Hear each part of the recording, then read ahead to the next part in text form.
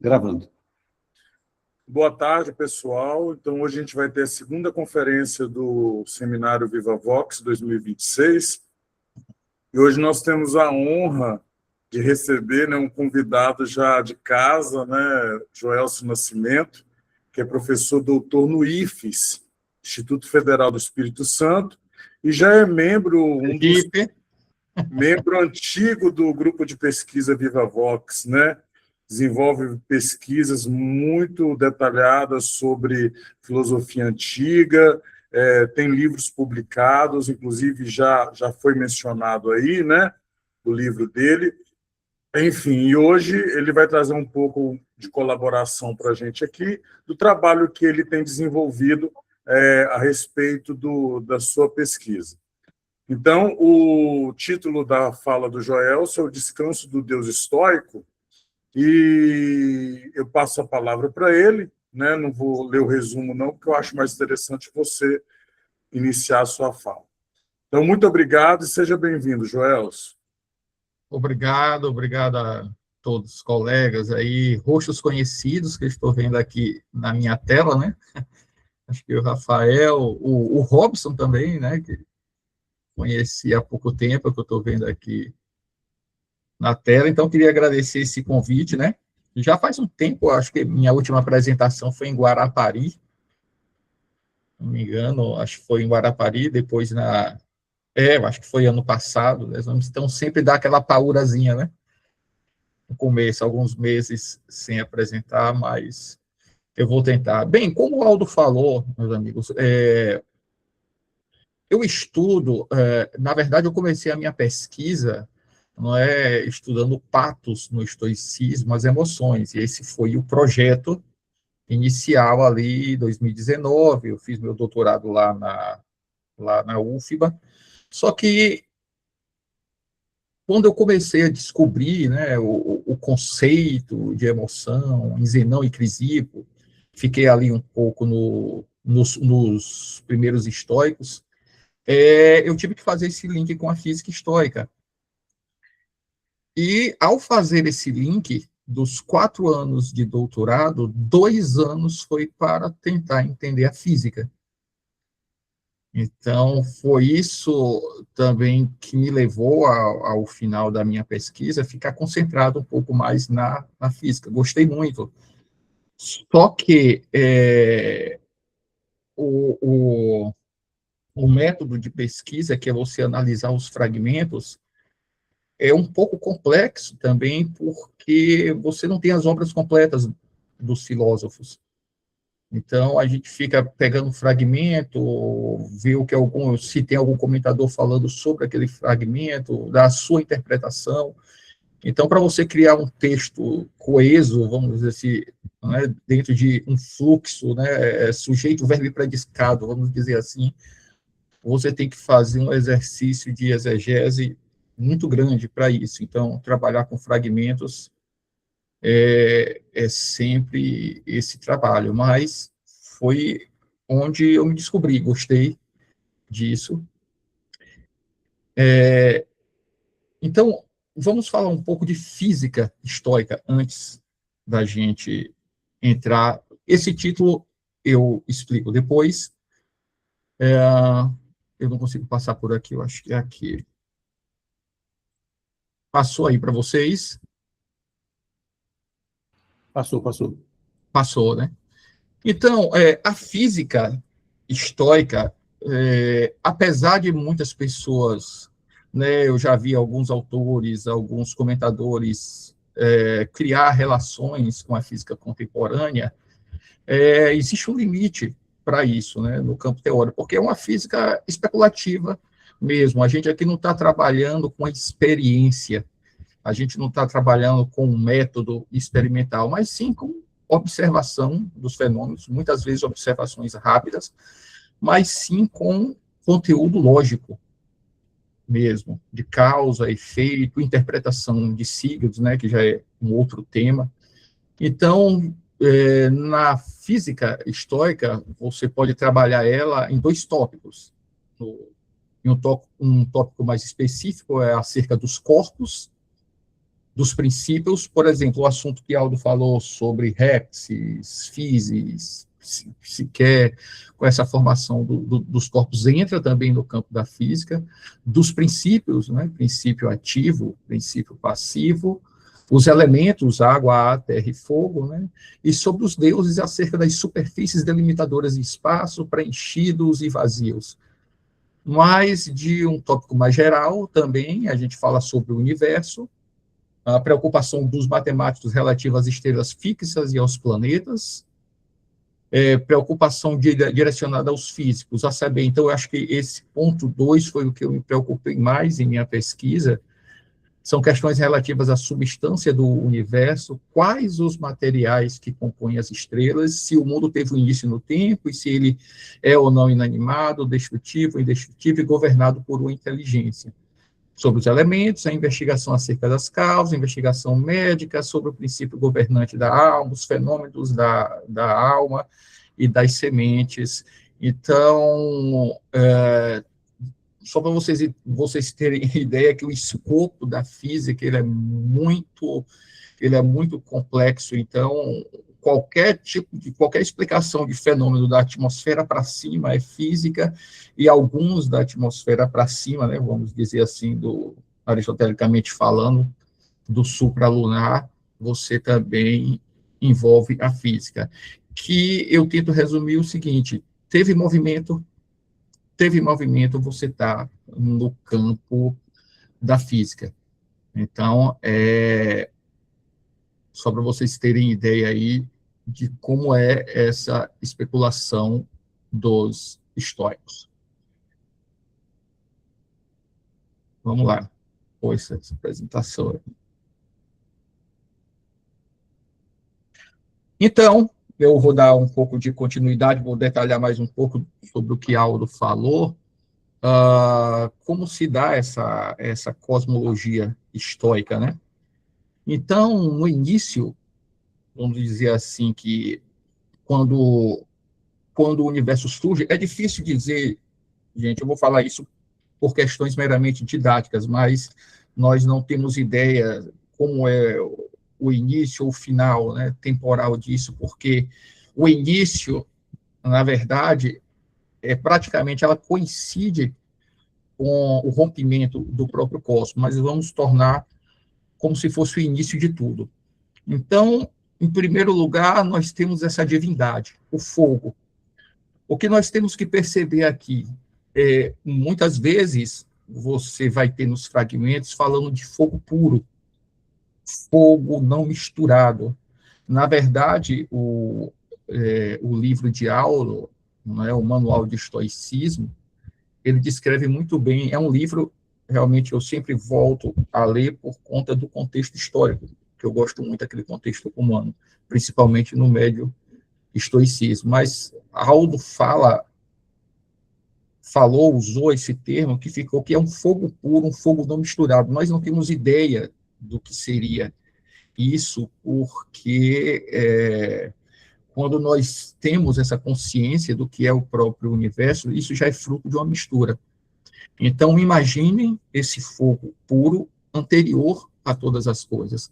Mas ainda, e aí é que vem a grande dificuldade do Deus estoico, que isso vai ser fruto de crítica também pela escola cética e alguns, né, que é um fogo que é considerado também material, mas de uma leveza, de uma sutileza muito grande. Eu escrevi até um texto, eu coloquei isso na minha tese, só que eu retirei e deixei ele um texto à parte, né, comparando o fogo aos próprios neutrinos, que são elementos físicos aqui da nossa realidade, mas vamos seguir.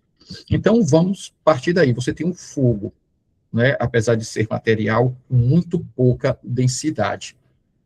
Então, de uma maneira também, e porque existem dois princípios aqui, nesse fogo, a própria divindade, ela é princípio ativo, né, o topoion e o topascon, e princípio ativo. Então, é o que eu defendo também, a divindade ela não tem escolha de não criar, porque o próprio princípio ativo, ele é necessário que você crie. Então, você tem dois princípios aqui, o princípio, e, por essa razão, ele vai se condensando, ele se torna menos rarefeito, um pouco mais denso. E, a partir disso, essa divindade, ela cria o ar, que é uma substância ativa. Parte desse fogo puro, podemos dizer assim, ele se condensa, se torna menos rarefeito, e o ar é criado. Agora, prestem atenção, esse ar ainda não é o ar fenomênico, outro termo, né, que em conversas com Aldo nós decidimos usar, por grau de rarefação. Então, é criado o ar. A partir do ar, também, né, um pouco mais denso, menos rarefeito, é criado a água. A partir da água, vamos criar, e aí, gente, vem uma parte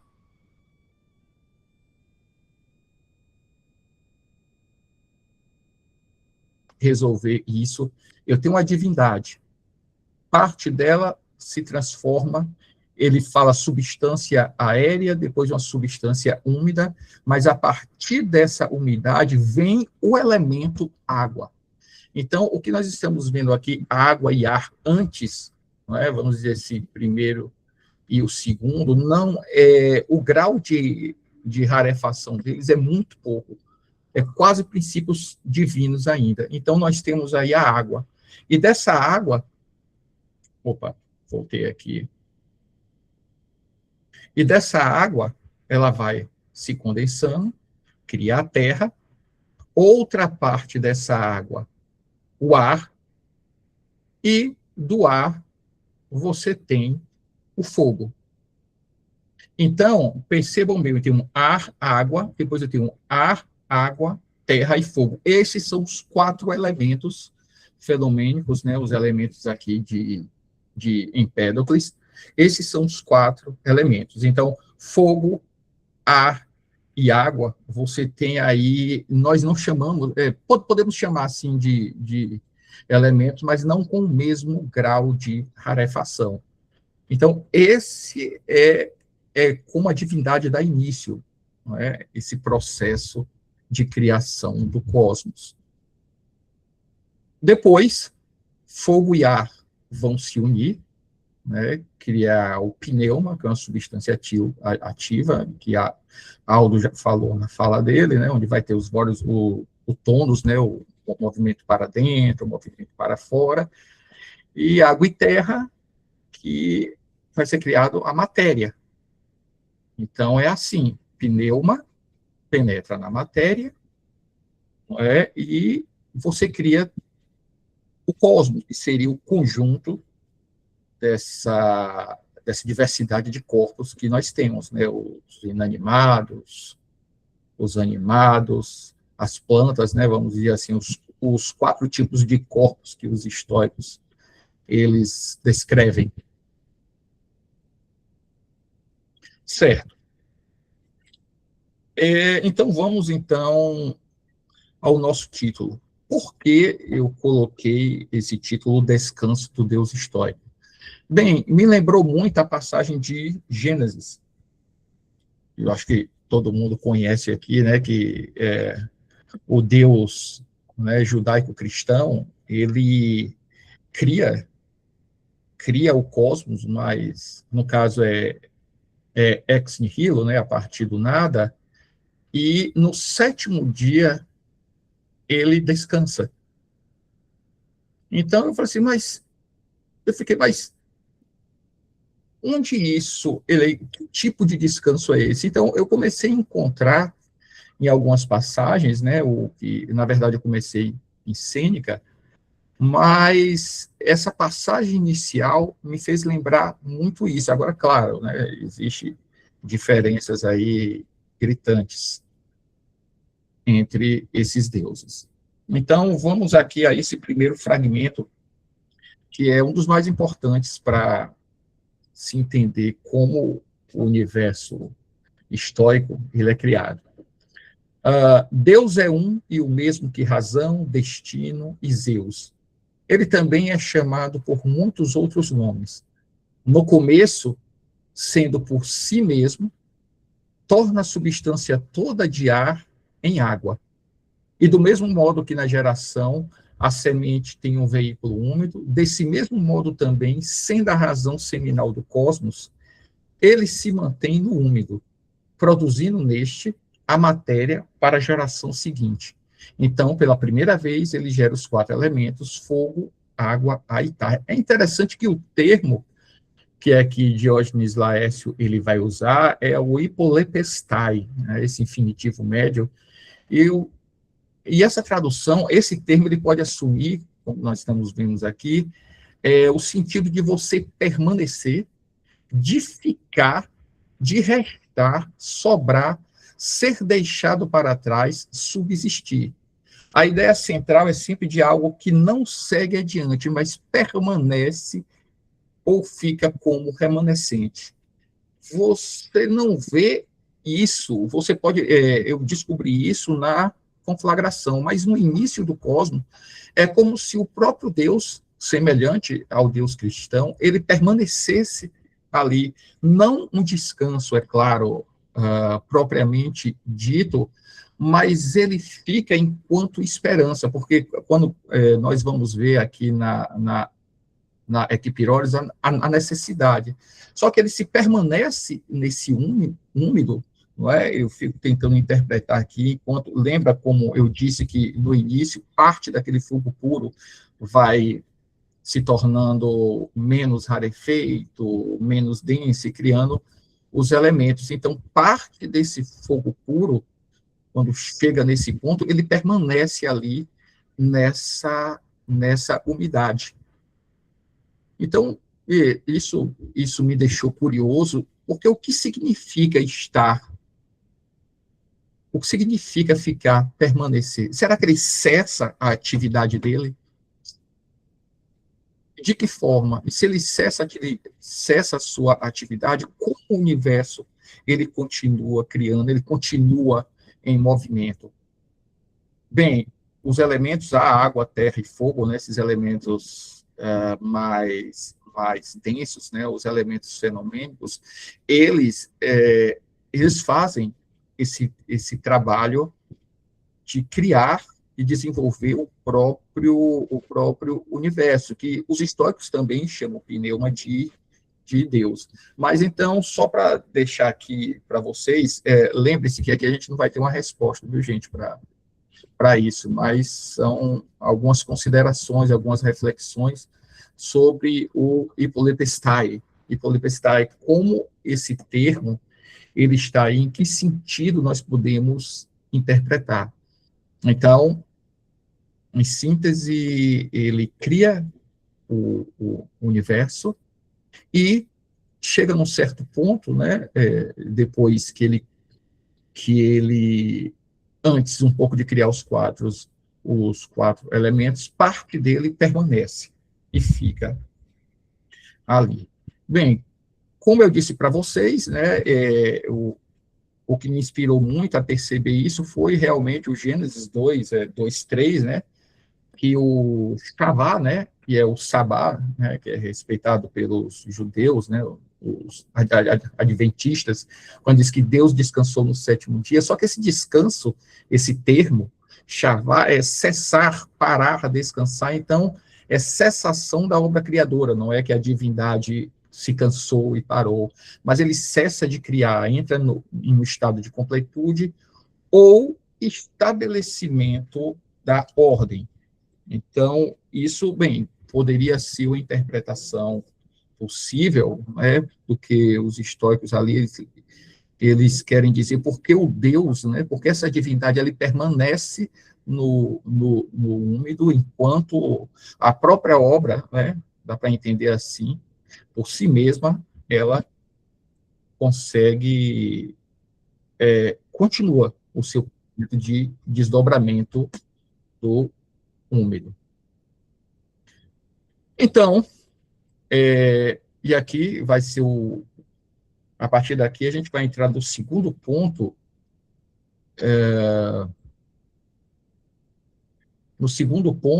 né, onde esse termo de você cessar sua atividade, né, ou descansar, isso aqui é mais, a palavra descanso foi muito mais para poder chamar a atenção. Existe um outro fenômeno, né, que os estoicos estudam, que após a criação do universo, após a criação, quando pneuma e matéria estão juntos ali criando todos os corpos, esse movimento ele continua, vai existir um período, porque o universo, o cosmos, não é? Ele não mantém essa pneuma e matéria, eles se separam, porque com aqueles elementos, todos os elementos que estão juntos, né, chegará um tempo que eles vão se separar. E essa separação, a gente não fala de destruição do cosmos, mas todos esses elementos retornarem a essa divindade, a esse fogo puro. Então, tem uma passagem de Plutarco que ela é muito esclarecedora. Diz o seguinte: sobre a Providência, livro 1, Crisipo diz que Zeus continua a crescer até que ele tenha esgotado tudo em si mesmo, pois a morte é a separação da alma do corpo, e a alma do mundo não é separada, mas cresce continuamente até ela ter completamente usado sua matéria em si mesmo. Porquanto, não se deve dizer que o mundo morre. É interessante aqui que você tem uma diferença aqui entre a morte, né, a morte individual, não é, e a própria morte do mundo, que ele diz que não morre, mas há uma separação de elementos, porque isso aqui é o conceito de morte estoica, né, principalmente na morte humana, onde o pneuma ele se desloca do corpo, e tem algumas passagens que dizem que essa alma, quando é a alma de um sábio, ela fica, não é, em formato ovoide, ali até o momento da equipirose. Mas o que é curioso aqui é que no primeiro fragmento nós vimos que o Hipolepestai, né, ele permanece ali no úmido, como se ele cessasse a sua atividade. Mas o próprio Plutarco, ele disse que essa divindade ela vai crescendo continuamente. E crescimento aqui, temos que entender, é qualificação. Ele vai se tornando mais qualificado, mais qualificado. Então, seria um fragmento em que poderia contradizer que o Deus estoico, ele, em momento algum, ele vai cessar a sua atividade, cessar o seu movimento, porque se isso acontecer, simplesmente todo o cosmos não será consumido por ele. O que ele vai fazer? Ele vai qualificando e vai ficando mais quente, vai chegar num ponto em que todos os corpos do universo, eles vão ser literalmente incendiados. Por quê? Porque lembrem que o Deus estoico, ele permanece no úmido, mas permanecer no úmido significa que ele está consumindo aos poucos. Não temos também, amigos, qual será o tempo do universo, quanto tempo, isso não é medido em tempo. Não é? O que temos aí, nós encontramos alguns sinais de que o universo ele vai retornar à sua própria origem. Então, o termo auxano, né, ele vai consumir. Um fato curioso aqui é que Panécio, não é, ele discorda, né, de que o universo ele vai ser consumido, porque, para Panécio, não é, a água do mar alimenta nas estrelas, principalmente o Sol, e isso retorna para a Terra em forma de chuva. Então, esse ciclo, para a Vanessa, esse ciclo da água é eterno. Então, não tem como você eliminar com isso. Né? Você não tem uma eliminação desses elementos. É uma das críticas, né, possível, porque Panesse, um estoico, né, ali do médio estoicismo, ele não acredita na equipirose. Ok, então, até aí, o que vimos é isso, né, essa criação. Um termo curioso, o Hippolyte Stahl, porque ele permanece ali, esse permanecer a ser deixado para trás, dá também esse sentido dele cessar a sua atividade, mas a gente vê em Plutarco que não seria muito interessante isso, porque se você cessa a atividade da própria divindade, ela não vai consumir o mundo, e aí, gente, vai ter razões para esse consumo, que a gente não vai entrar aqui, né? Porque o universo histórico, não é, ele volta a ser esse fogo puro, mas não é o caso aqui. Ok, e se ele cessa a sua atividade, então você não tem como ter a própria equipirose. Isso é um erro teórico, então ele precisa manter de forma praticamente perceptível a sua atividade. Alguém lê para mim aí se tiver mensagem, porque eu estou... Não, siga, Joelson. No final, a gente abre para as perguntas, tá? Pronto. Então, vamos aqui, gente, uma das razões, não é, do meu título, que eu encontro isso em Sêneca. Lembre-se, a parte do início do cosmos, isso eu encontrei naquela parte ali, mas foi nessa em Sêneca que é o mais interessante. Vamos lá. Que tipo de vida terá o sábio se for deixado sem amigos, lançado numa praia deserta? Será como a de Júpiter, quando o mundo se dissolve e os deuses se confundem em um só, e cessando por um instante a natureza, ele repousa em si mesmo, entregue aos próprios pensamentos. Algo assim faz o sábio, recolhe-se dentro de si e está consigo mesmo. E aqui, o que vocês podem notar aqui é essa relação, né, entre a física e a ética, né, a natureza, né, o modelo divino como modelo de comportamento humano. Mas o que chama atenção é o termo, né, adikesik sibi, que ele repousa em si mesmo. Ou você pode também traduzir como encontra descanso em si próprio. Então, vamos aqui prestar atenção, é quando o mundo se dissolve e os deuses se confundem em um só.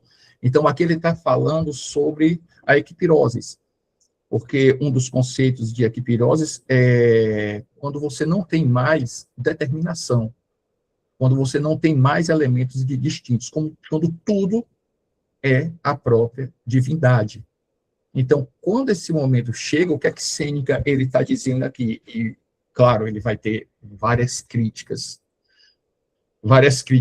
sobre isso. É que realmente, entre o início do universo, é aqui que vem o problema, entre o início do universo, entre a destruição do universo, vamos dizer assim, o início de um outro, há um momento em que a divindade ele cessa por um instante essa atividade, não é? E não temos o tempo. Por quê? Porque uma consequência disso vai ser a interrupção do próprio tempo. Isso aqui vai realmente contra o que Crisipo, Zenão, né, os primeiros filósofos, e eu fui perguntar, mas de onde Sêneca, qual foi a inspiração, onde Sêneca buscou, não é isso, de onde saiu, porque não se vocês perceberem, não parece muito estoico essa questão de Deus por um instante, se for ele cessar, por uma razão simples, porque aí você vai ter uma criação ex nihilo, a partir do não ser, porque O não movimento é não ser. E o do não ser não surge o ser. É por isso que a divindade é corpórea, é por isso que a divindade ela tem que se manter ativa. Mas cênica é bagunça, não é? E aí, claro, eu fui tentar pesquisar, e aí caiu no meu colo. Eu falo caiu no meu colo, por quê? Porque no grupo da gente, Aldo postou uma pesquisa de que no Cairo, no Egito, em uma biblioteca lá, foi descoberto 30 poemas de Empédocles. 30 poemas, então, poxa, o que nós temos de Empédocles são citações, testemunhos. 30 versos, 30 versos. 30 versos, né? 30 versos. Eu falei, poxa, muito empolgado, né? Falando sobre os eflúvios, né? Sobre o universo. Então, nossa. Então, eu tenho um livro aqui da coleção Os Pensadores, né? Os pré-socráticos. Então, eu fui dar uma olhadinha em Empédocles para ver. E eu descobri uma passagem que me chamou um pouco a atenção. Então, vamos à primeira, só para... Está aqui, é uma passagem de Aristóteles, né? Metafísica, diz que Empédocles afirma que existem dois princípios e duas causas do que é. De um lado, o amor, responsável por unir todas as coisas. De outro, o ódio, responsável por separá-las. Esses princípios se alternam no domínio do mundo e são responsáveis por todo o movimento e geração das coisas, não havendo passagem do não ser ao ser, mas apenas mistura e separação dos elementos. Bem, eu falei assim, nossa, claro, gente, isso já é pacífico entre os comentadores, né, que você vai ter muitas coisas dos pré-socráticos no estoicismo. Mas essa passagem é bem interessante, porque amor e ódio aqui são os princípios. Não é? No estoicismo, você tem um princípio ativo e passivo, mas no caso de Empédocles aqui, amor e ódio, eles são ativos. Não existe o passivo. Por quê? Porque o ódio ele precisa separar. Mas, o que é bem interessante, eles se alternam no domínio do mundo. Então, vai ter um mundo de unidade, de determinação, vai ter uma hora de indeterminação, de separação. Não é? Isso é interessante. Então, os estoicos falam dessa equipirose, desse momento de união, né? Vamos dizer assim, o princípio ativo, né? Unindo, e o princípio também passivo separando, ou o princípio ativo unindo e separando. Mas, no caso aqui, em Empédocles, nós temos os dois, que seria o amor e o ódio. Outra aqui de Simplício, está aqui, Empédocles estabelece 4 elementos corpóreos, fogo, água, ar e terra, que são eternos e que mudam, aumentando e diminuindo mediante a mistura e a separação. Mas os princípios propriamente ditos, pelos quais aqueles são movidos, são o amor e o ódio, pois é preciso que os elementos permaneçam alternadamente em movimento. É aqui que é interessante. Não pode haver, não pode cessar esse movimento. Por quê? Porque se vocês perceberem na citação acima aqui de Aristóteles, não havendo passagem do não ser ao ser. Então, se ele cessa, vai entrar em contradição. Então, eles permanecem alternadamente. Mas aí, apesar daqui que você está em Simplício, Aristóteles também, deixa eu passar aqui, Aristóteles, nessa passagem da física, ele diz, preste atenção, Empédocles parece dizer que o poder e a força motriz, o movimento, possuindo alternadamente o amor e o ódio, ok, compreensível isso, pertencem às coisas por necessidade, bem como o repouso no tempo intermediário. E o termo aqui é rexia, né? O substantivo feminino que significa, de modo geral, quietude, repouso, tranquilidade, imobilidade, estado de calma, ausência de perturbação, você pode falar isso sobre a alma, e ausência de movimento. Aí eu entrei em parafuso. Será que Sêneca foi buscar em Empédocles, nessa citação da física, O que seria, então, meus amigos, e aqui eu compartilho com vocês, lembra, eu não estou aqui para trazer resposta para ninguém, viu? Vão para outra palestra, essa aqui não é para responder, não, mas é para a gente discutir isso. O que seria esse repouso no tempo intermediário? Porque parece combinando muito com o que Sêneca faz, que após a conflagração, não é, a divindade para por um tempo e depois ela volta. Mas lembrem-se, se admitirmos isso, não é, nós vamos criar aqui nós vamos ter que explicar como do não movimento o movimento pode se iniciar. Então é esse o grande problema aqui. Filo de Alexandria. Então vamos a essa crítica de Filo, eu acho interessante. Olha, além disso, se todas as coisas são, como disse, consumidas na conflagração, o que Deus fará durante esse tempo? Ele não fará nada?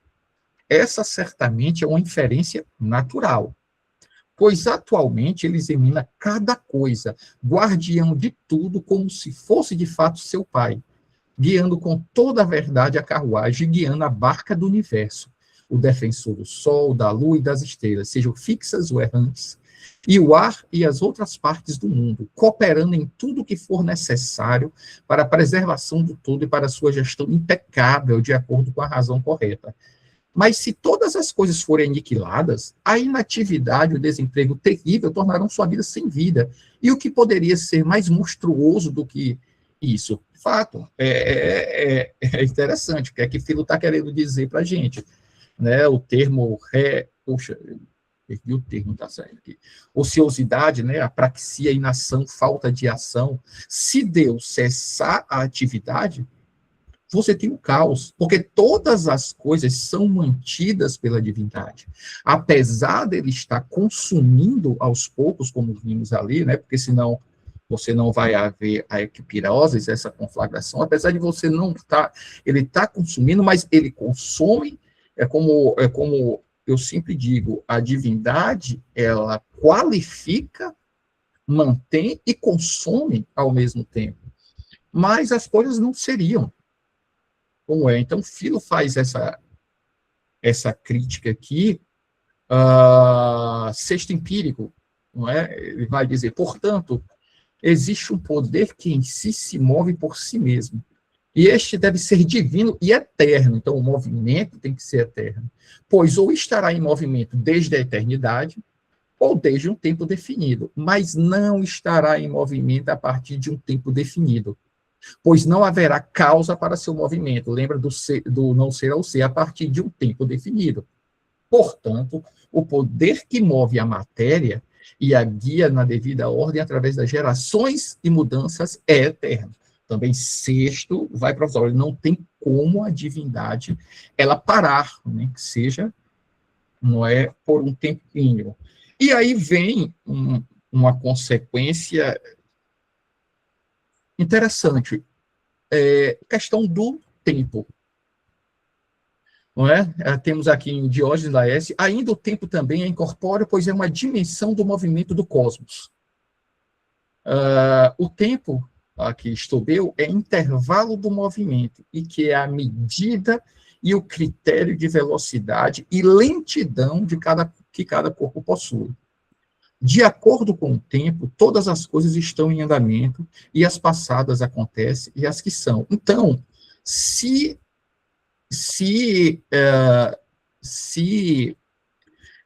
a gente permanecer com a ideia de que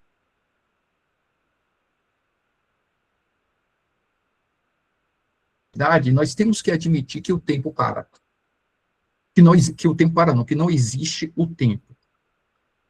Mas se não existe tempo, não vai existir corpos.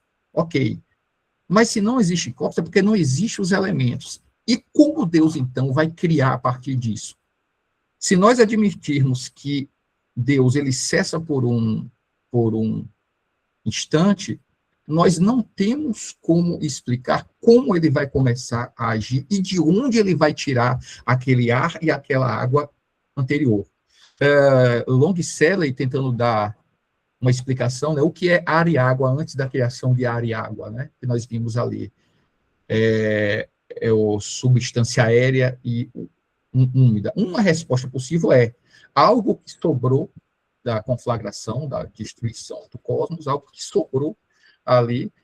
Então, isso você usa para a criação de um novo universo. Mas se a gente admite que ele não tem essa atividade, a gente tem que resolver algumas bases teóricas em que, com certeza, eu não resolvi ainda, que é um trabalho bastante interessante. Né? Sêneca, né, vai dizer aqui, imaginemos tudo no mundo esteja, Diógenes, né, falando, tudo no mundo esteja queimado e só existe o fogo puro. O movimento do mundo poderia parar e o tempo ser, por assim dizer, suspenso, uma vez que não resta mais nada para Deus agir sobre. Bastaria ser, afinal, Deus é fogo, e ficar consigo mesmo, como podem sugerir o texto de Sêneca e outros depoimentos. É interessante que Diógenes fala aqui que bastaria ser, afinal, Deus, que é fogo, e ficar consigo mesmo. Mas ele não está tratando aqui das consequências de uma interrupção divina. E é isso, meus amigos, eu queria trazer para vocês aí. Eu acho bastante interessante da gente tentar procurar entender, não essas consequências e por que Sêneca fala dessa pausa, né, como Diógenes também vai sugerir aqui. Então, interessante, achei muito... Maravilha, maravilha. Deu para entender, porque é uma coisa ainda que eu estou começando, então, às vezes eu não sei se a ordem ficou legal, então, por favor, podem comentar aí. Joelson, então a gente agradece as suas palavras, e eu não sei se o Aldo quer colocar alguma coisa antes, mas aí eu abro para as perguntas, dúvidas ou alguma questão. Chat, né? Tem alguma coisa? Comece pelas perguntas. Aí. Então, a gente já tem até uma pergunta já feita aqui na parte de mensagem escrita. Aí eu posso começar com ela então, viu, Joelson? É do Pedro Louzan. Bom, ele está perguntando, ele deu uma dúvida sobre o fenômeno da morte no estoicismo. A morte é a separação da alma do corpo, mas essa mesma alma é também a alma do mundo? Não ficou muito claro para mim essa parte. Seria algo mais ou menos tipo, na morte você não transcende, entre aspas, sai para fora da matéria, mas apenas se fundir cada vez mais a ela? Essa é uma pergunta para Aldo, é bem interessante, mas é interessante porque eu estava conversando com o Aldo e ele pediu que eu procurasse essa passagem, porque ele estava interessado, porque os históricos consideram que o universo é um organismo vivo. Então, existe uma alma do cosmos, né? Existe um corpo do cosmos, mas a alma do cosmos é o conjunto de todas as almas particulares. E o corpo é um conjunto, então faz muito sentido. Se você pegar todas, né, todas essas almas particulares, você tem um organismo vivo. E todo o corpo. Então, ele faz essa separação porque isso é exigência da teoria. Eu não posso dizer que existe uma morte do cosmos, assim como existe uma morte das almas particulares. Então, é como fala, o que é interessante, e isso aí eu acho que é do jogo filosófico. Não é você existe falhas na teoria. Quando você admite uma coisa, você tem essa consequência. Então, os histórios, olha, então eu vou separar aqui, porque realmente vai confundir o que seria essa alma do cosmos e a alma particular. Mas parte dessas almas particulares, elas saem, outras, elas se dissolvem dos elementos, viu? Não são todas as almas que vão sair do corpo, ficar pairando e depois não é? Geralmente as almas dos sábios. Mas espero que tenha respondido, mas deixa Aldo falar que foi um assunto realmente dele, que ele pediu para a gente pesquisar. Vamos lá, Aldo. É aquela citação que diz que a alma do mundo a totalidade dos pneumata individuais, né?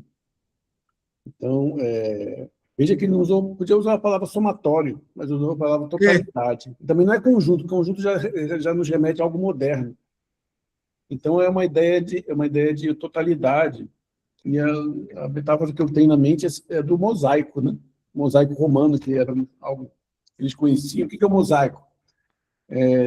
Era aquela figura, né, que eles faziam, feitas com pequenas pedrinhas. Deixa eu achar que o mosaico romano. Então, qual a ideia do mosaico romano? Cada parte só faz sentido no contexto geral, entendeu? E, ao mesmo tempo, o geral só faz sentido por causa de cada parte. Então, isso é uma ideia que a gente está ainda desenvolvendo, né? A gente começou a falar sobre isso, falamos sobre isso lá no evento ano passado, com a Kelly, lembra? Então, eu estou aqui procurando uma foto de mosaico, só um segundo. Ai, rápido demais. Já sei. Já está aqui. Então, isso dá uma ideia da inteligência divina, do Logos. Aqui é um mosaico, né? Então, ele é feito por pequenas pedrinhas. Então, cada pedrinha, imaginem que é uma substância individual.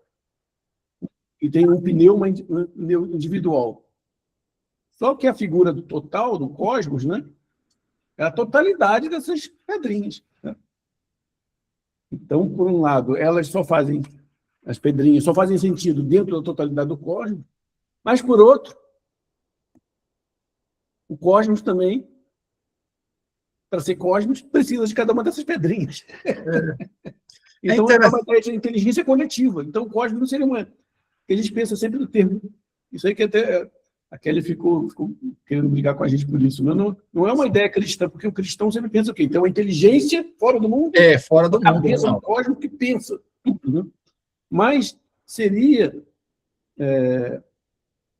na verdade, uma inteligência coletiva que surge a partir da totalidade das coisas.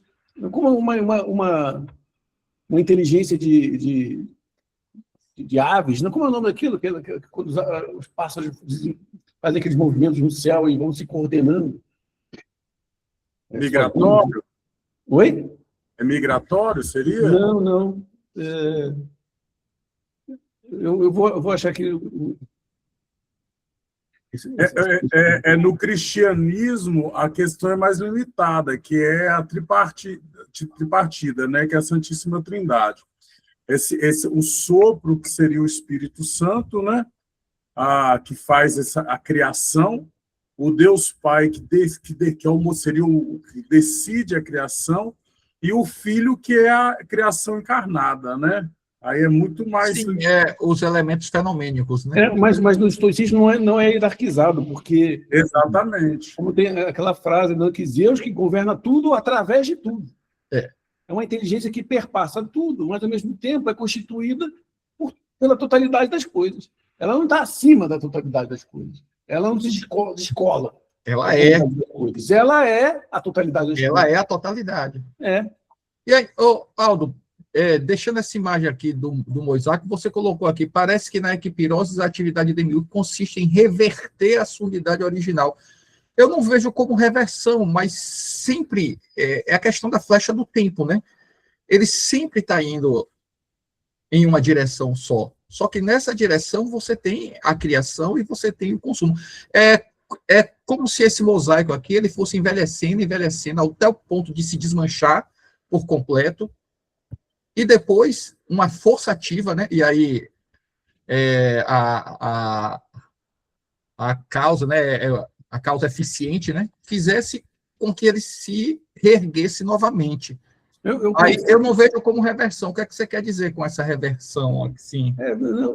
Eu pensei, isso a gente discute depois também, mas o que me veio, é uma boa ideia isso aí. É reversão no sentido de que ele tende para se tornar o logos originário novamente, para simultaneamente recriar o cosmos, entendeu?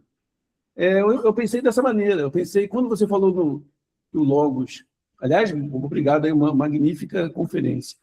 Quando o logos ele repousa, o repolestai, se não me engano, né? O verbo, ele repousa no úmido, ele permanece no úmido. Quer dizer, quando não há mais o úmido, isso, ele volta à atividade. Entendeu? E conflagra todas as coisas. Foi o que eu pensei. É uma coisa secar a umidade. Quando seca, acaba a umidade, acaba o cosmos, literalmente. Eu não sei. Não sabemos. O bom de fazer filosofia é isso. E daí que ele para, porque ele não pode mais criar, porque não tem mais a matéria, o úmido. O úmido é o quê? Um dos princípios materiais. O úmido é a água e a terra, né? Imagina que você é um pedreiro, né? Que você está construindo uma parede, e acabou, ou seja, o tijolo, seja o cimento, parou a obra. Parou, Mas você está ali, né? Mas o que ele faz? Ele produz mais, ele reverte tudo que tem e começa tudo de novo, né? Seria como se fosse um movimento cíclico, né? Seria uma atividade demiurga que consiste mais na transformação, né? do voltar e do ir, desse movimento todo de criação, né? E o que é interessante é que vai ser eterno esse voltar, e vai ser o mesmo. O mesmo. Então vai ter Vilmar eternamente, Vilmar. O mesmo, eu acho que nem tanto. Então, essa grande polêmica. Está lá. Outros que seria Sócrates vai cometer os mesmos erros, né? Vai ser acusado pelos mesmos por Anito, por Meleto, novamente. É algo angustiante. Mas, como eu disse aqui, são coisas que as teorias a gente precisa resolver, né? Os históricos colocam, e aí a gente tenta resolver esses problemas com a teoria. Alguém levantou a mão? Aí tem um monte de perguntas aqui, ó. Sim, vocês podem continuar lendo? Não, continue, Vilmar, continue. Certo. Janei, desculpa se eu não estou pronunciando seu nome correto. Janei mesmo, é Janei. Janei, né? Janei Brito.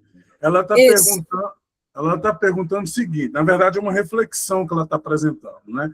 Que essa ideia de que o Logos governa o fogo e de que somos fragmentos de um mesmo organismo faz muito sentido quando observamos os relatos de experiências de quase morte apresentados no canal Carlos Mendes. Aí ela abre aspas, né? Afinal, o que somos nós? É o título do canal, acho que é o Isso. Nessas experiências, o que se descreve é justamente a queda das barreiras do eu isolado e o reconhecimento de que somos, na verdade, um só corpo vibrante interligado. Os depoimentos falam de uma junção universal a partir do desvencilhamento entre o corpo, matéria e alma. Muitos relatos mencionam essa luz, que acredito ser uma espécie de fogo que ilumina e o consome, mas não queima. O Logos em sua maior evidência. Afinal, as pessoas, quando retornam, apresentam um Logos muito mais desenvolvido. É muito complexo, mas são os relatos de quase 90% dessas pessoas. Alguma coisa, Janei? Sim, é só para retificar, né, que esse Carlos Mendes, ele é um físico, e é muito interessante o que se é falado sobre as experiências dessas pessoas. Assim, eu não sei se eu deveria, mas eu vou falar alguma coisa a respeito de mim, porque para mostrar que tem alguma coisa, tem alguma relação, porque, embora eu não tenha passado totalmente por uma EQM, e assim eu comecei a investigar sobre isso, né? Eu passei por um momento bem menor em relação a isso, mas com certeza há esse desenvolvimento, sim, do Logos. Sim, é interessante que o que chama atenção, eu acho que na ciência sobre a EQM, é que quando há a morte, declarado morte ali, os sinais cerebrais, eles estão interrompidos, certo? Eles estão interrompidos, né? Tem aquele aparelhozinho lá, que eu esqueci o nome, tal. Só que quando as pessoas, né, nós desenvolvemos essa técnica de trazer, a gente não tinha isso, e a EQM, ela vai surgir, né? Quando a gente desenvolve mais essa técnica e trazer essas pessoas de volta, vamos dizer assim, que as pessoas relatam que viram coisas. Então, para a ciência, não importa muito o que ela viu, mas alguma coisa aconteceu. A questão é, por que aconteceu alguma coisa se você não tem atividade cerebral? E isso realmente tem muita gente, muitos cientistas que vai pesquisar isso. Olha, eu não quero saber se você viu um túnel ou se você viu alguém, mas que alguma coisa aconteceu, não tem como você voltar, e muitas pessoas relatando isso, então, eu não sei, né, porque eu não acompanho como é que está o estudo da EQM agora, mas é muito interessante, realmente, você descobriu o porquê acontece essa... Então, tem algo que escapa a gente ali, né, que escapa a própria ciência, eu posso dizer assim. Mas é interessante, é uma boa reflexão. Obrigado, viu, Janei? Bom, a Simone Furquim, ela está perguntando o seguinte: Joelso, teria alguma relação entre os exilados na Babilônia, redatores por trás do mito em Gênesis sobre o descanso no 7º dia? Ué, cadê? Porque ela acrescentou alguma coisa aqui, né? Espera aí. Foi o Aldo aí, subiu. Só um minuto, eu perdi aqui. No 7º dia, como necessidade de justificar o descanso para eles escravizados, com os mitos de Enuma Elish babilônico, que relata também o descanso divino ou cessação da obra divina. Isso porque os mesopotâmicos observavam dias de repouso ou rituais, e os hebreus, durante o exílio na Babilônia, tiveram com essa contagem. Ou os exilados estão em contato com o pensamento grego? Então, é interessante, né? Primeiro, a minha ida a Gênesis foi pela curiosidade do termo, falar dessa coisa do descanso, de cessar a atividade. Mas, pelo seu comentário aqui, o que eu achei interessante é forma de inteligência coletiva em insetos sociais, aplicar, exemplo, algoritmos de formigas usados para caminhos, tal, que alguns processos da natureza requerem um repouso. E aí a gente volta. Se é assim na parte, não poderia ser no todo? Né? É isso que eu fico me perguntando. Mas aí, realmente, e o Sabá, né, o Shabá, vamos dizer assim, ele dá essa ideia de interrupção de atividade. Agora, usam isso, claro, aí não trabalhar no sábado, ok, e aí isso cai na própria moral histórica, né, você olhar como a natureza funciona e fazer disso modelo de comportamento, em alguns casos. Então, é possível, sim, que seja isso, mas agora você me despertou essa ideia. Se existe isso em alguns animais ou não, por que não no todo? Obrigado, Joel, pelo comentário. Só quero fazer uma nota de rodapé nisso. Sim. Que ela trouxe, que é o seguinte: os números na Bíblia, eles têm uma simbologia, um significado muito próprio, que já é uma herança da cultura hebraica, né? Então, por exemplo, o número 3, ele simboliza a perfeição. Então, por isso que é a Santíssima Trindade. O número 7, que é o que ela traz aí, o número 7, ele significa infinito. Por isso que Jesus vai dizer no Evangelho, você deve perdoar não 7 vezes, mas 70 vezes 7. E quando essa questão da criação, do Gênesis, do 7º dia, na verdade, o que se está por trás disso, segundo alguns teólogos, algumas pesquisas, das Sagradas Escrituras é que Deus ele nunca para de criar. Não é que Deus criou 6 dias e descansou no sábado, porque, como um operário, ele terminou a sua obra e vai descansar agora. Não. O mundo está em contínua transformação, em contínua criação. É isso que está por trás desse número 7. Outro exemplo é quando Jesus fala na multiplicação dos pães, 5 pães e 2 peixinhos. Não é que tinham 5 pães e 2 peixes, é que tinham várias pessoas que tinham muita coisa, outros poucos. Juntou tudo e se somou e deu para todo mundo comer e beber. Então, o número 7 é importante a gente entender como essa simbolização, que significa movimento infinito, que nunca acaba. Então, para a criação do mundo, quer dizer o quê? Que Deus, né, vamos dizer assim, esse processo de criação, ele é contínuo, ele não parou ali, terminou de criar e acabou. Né? Não sei se eu colaborei ou atrapalhei. Mas... Caos total. Não, mas foi muito bom, porque tem interpretações teológicas mesmo aí, e realmente eu não vou entrar nessa área, porque é muito complexo. Mas só foi mesmo, só para explicar que a passagem só foi por inspiração mesmo, né? Eu falei assim, nossa, vamos ter algo semelhante. É tanto que eu fui me ater aos termos, né? O que significa cada termo, para poder não cometer o erro de fazer uma exegese assim, um pouco absurda. Então, eu me ative a ler os termos. O que é interessante é que pode realmente ter relação com algum... Porque são culturas mediterrâneas, né? Todas essas aí. Sim. Ali na Ásia Menor, os judeus, os hebreus, os caldeus, os fenícios, né? Então, talvez tenha um elemento mitológico aí.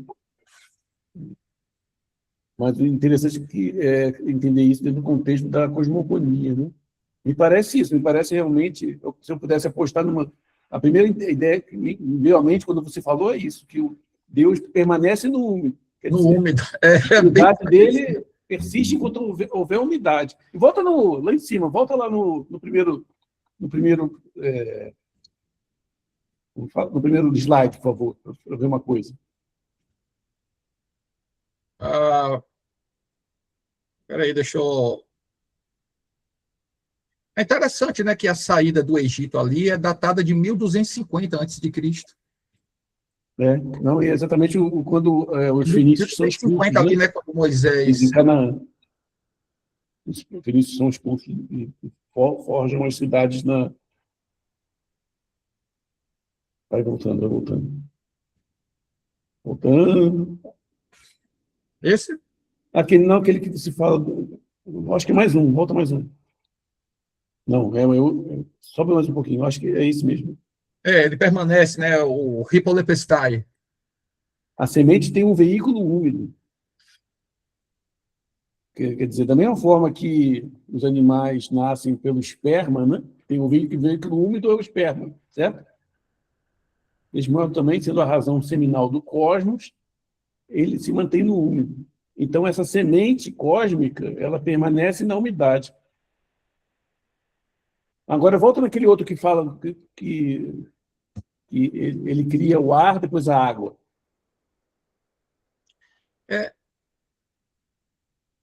Eu acho que é esse mesmo. Não é esse, não. Volta. Volta. Deixa eu ver. Não é aquele mesmo, Aldo. Eu não estou vendo a água ali. Vai lá direitinho. Peraí. Ok, Deus tem razão, ele também é chamado por muito... No começo, por si mesmo, torna a substância toda de ar em água, que não é o ar e a água. Eu acho que talvez seja essa a chave, quer dizer, ele de fogo se faz ar, de ar se faz água, como que é fogo, que é a umidade. Ar, água. E ele começa a trabalhar na água. É isso mesmo. Começa a trabalhar na água, e quando essa água se esgota, e aí tem que começar tudo de novo. Aí tudo que sobra tem que inverter para o fogo originário, e aí ele faz novamente, transforma parte C em ar, e parte C em água, e começa tudo de novo. Estou especulando aqui, né? Não, mas, claro, Não, é assim que a gente fez. é um fragmento, né? Não tem como. A gente foi discutindo a tese assim ao longo dos anos. Né? Mas excelente, cara, maravilhoso. Adorei. Aqui eu coloquei sobre essa inteligência artificial, sobre a inteligência coletiva, que a ideia me parece ser essa, porque, anunciando já o que a gente vai ver posteriormente, o problema do destino, do estoicismo, segundo a Suzanne Bobbesen, vai ser resolvido assim, porque vai haver uma compatibilização entre a liberdade individual, a teoria individual e a determinação externa. E, em outros termos, cada humano vai ser fonte de criação de destino. Está entendendo? Porque é exatamente a parte que lhe cabe na configuração cósmica. Então, uma cada humano, né, do cosmos. Né? Então, é por isso que faz sentido dizer que o Deus pneumático é a totalidade da pneumática do cosmos. Não é só a soma, mas é a totalidade, a interação entre essas partes todas. Somatório seria 1 mais 1, seria uma coisa matemática, não, mas a totalidade não, indica uma unidade, indica uma organicidade, certo? E no mosaico que a gente viu ali. Mas excelente, cara, temos que discutir mais isso aí. Maravilhoso. Não, isso aqui eu vou apresentar na Anpof, né, em dezembro. Maravilha. Ver o que faz mais com isso. Maravilha. Ou enlouqueço de vez ou paro de estudar esse negócio. Valeu a pena colocarmos no feriado. Feriado é amanhã, querido. Hoje é ponto facultativo. No ponto facultativo que transforma em feriado. Não gostei. E realmente é preciso, para avaliar bem esse tema, ficar com a cuca fresca, né? A gente está com a cuca fresca. Certo? É isso aí, pessoal. Então, obrigado a todos. Deixa eu parar a gravação. Tem mais alguma pergunta? Egito